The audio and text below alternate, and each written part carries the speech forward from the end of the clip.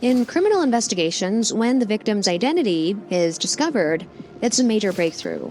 And if the identity of the perpetrator is found, the case can sometimes be solved almost immediately. But what happens when the criminal goes to extreme lengths to hide who they really are? Imagine a perpetrator with 7 different identities, each backed by a convincing story. This is the case of the 7-faced murderer, Japan's first criminal to ever have a bounty placed on her head, Fukuda Kazuko. In 1982, a woman's body was discovered, buried on a mountain in Matsuyama City, Japan.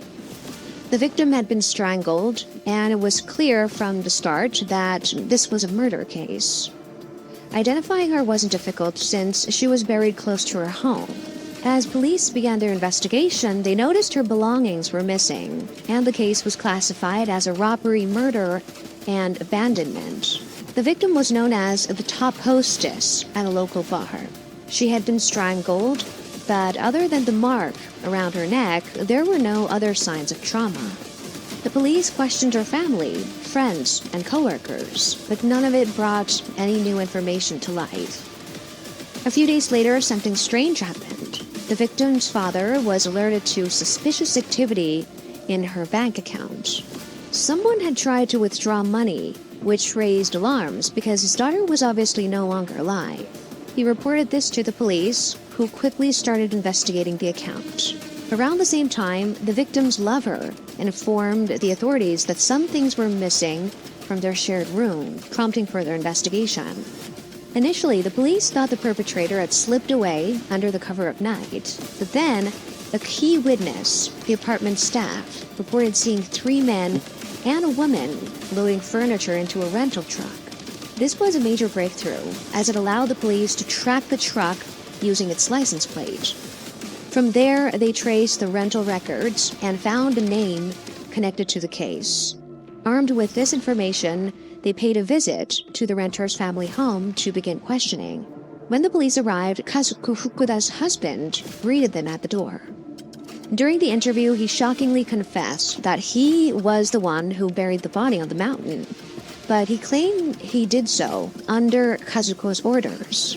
As soon as Kazuko heard the police were coming, she fled the house, taking a taxi under a false name, and thus began her life on the run. Kazuko's details, her appearance, height, and other identifying features were broadcast nationwide, and she was officially wanted for murder and abandoning a corpse. Now, this is where things get really interesting. As the case dragged on and the media coverage intensified, Kazuko's attitude became more daring. But before we jump into the chase, let's take a look at Kazuko's life leading up to this point. Kazuko Fukuda was born on January 2nd, 1948, in Matsuyama, Japan. Her early life was far from easy. Her mother reportedly ran a brothel out of their apartment, and there is little information available about her father. It's believed that her parents divorced, and her father disappeared shortly after. Kazuko's childhood was unstable, as she and her mother moved frequently before her mother remarried a fisherman. During her high school years, Kazuko fell in love with a classmate, but tragedy struck when he was killed in a car accident. This loss deeply affected Kazuko, and she dropped out of school, emotionally scarred by both the death of her boyfriend and the abusive environment at home. The dream of having a stable family shattered, as her parents' arguments became a nightly occurrence, making home life unbearable. Eventually, she ran away.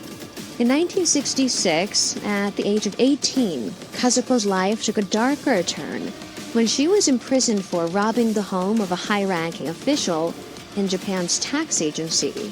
While serving her sentence, she became embroiled in what's now known as the Matsuyama prison incident. Despite being housed in separate quarters, male and female inmates could still interact in certain areas of the prison, and Kazuko, along with other women, was sexually assaulted by male prisoners who had bribed the guards. The predators later took their own lives. After serving 2 years, Kazuko was released at 20 and soon married her first husband, though the marriage only lasted 5 years. In 1974, Kazuko remarried, and she and her second husband had 4 children. After a childhood filled with trauma, including being in close proximity to a brothel, surviving sexual assault in prison, and enduring other hardships, Kazuko Fukuda finally seemed to have found some stability. She was living with her family, enjoying life, well, for a while. But Kazuko's taste for luxury quickly spiraled out of control. She lived far beyond her means, shopping for expensive clothes, bags, and other high-end items. In front of friends and acquaintances, she would boast about coming from a wealthy family, putting on the facade of a lady of fortune. She spent her days partying and gambling, but as her luck ran out, she found herself in a serious financial crisis. To maintain her lavish lifestyle, Kazuko borrowed money from multiple sources, including loan sharks, until her debt ballooned to a crippling 2 million yen. Desperate to pay